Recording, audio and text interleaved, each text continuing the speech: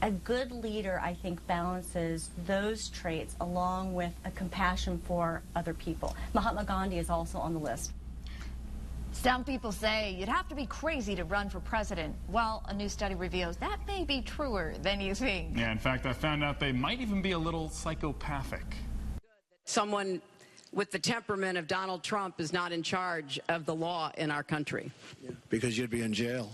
Donald Trump and Hillary Clinton may not seem like-minded, but when it comes to psychology, politics draws people with psychopathy into the field just as other fields with power do, lawyers, law enforcement. Experts say both presidential candidates have psychopathic traits. A psychopath, for example, has low anxiety. They do great on the public stage because they're sort of unflappable.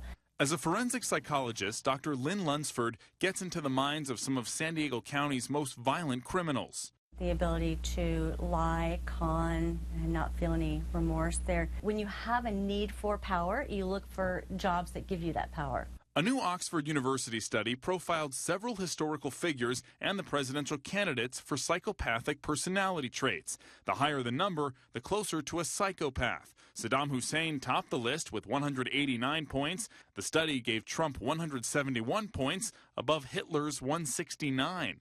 Clinton scored a 152, sandwiched between Napoleon and Roman Emperor Nero. They'll sound like they're really answering your question, but by the end, you don't really know what they have said. And they haven't answered your question because they're great at smoke and mirrors.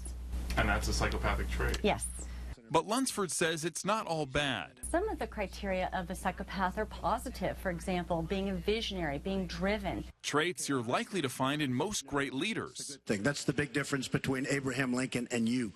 Actually, Lincoln made the list too, alongside George Washington and Mahatma Gandhi. Researchers didn't evaluate the presidential candidates in person, but Lunceford would happily get into their heads. If they're willing and they're listening, I would love to evaluate them. Yeah, I love that.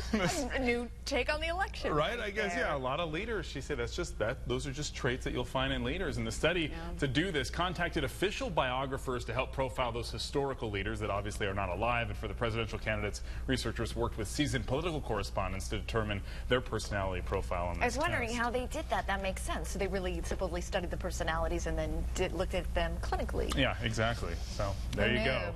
More political news.